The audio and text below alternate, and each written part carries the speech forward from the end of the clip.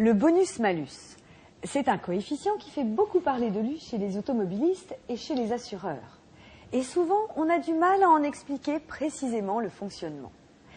Il faut d'abord savoir que si vous n'avez ni bonus ni malus, votre coefficient est de 1.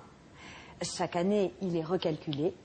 Et si vous n'avez eu aucun accident engageant votre responsabilité au cours des 12 derniers mois couverts par votre contrat auto, vous bénéficiez d'un bonus, soit d'une réduction de 5% de votre coefficient. Il passera donc à 0,95. Et chaque année, sans accident, c'est la même chose. Ensuite, ce coefficient est multiplié au montant de votre prime qui se réduit donc progressivement. En revanche, si vous avez un accident et que vous êtes responsable, votre coefficient est immédiatement majoré de 25%. De 1, il passe à 1,25. Et pour chaque accident engageant votre responsabilité, c'est une nouvelle majoration de 25%.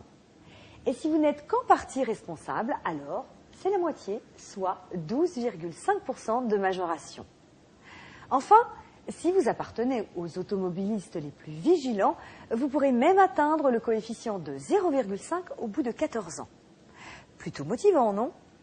En revanche, un malus à 250%, c'est un coefficient de 3,5 et une prime fortement majorée.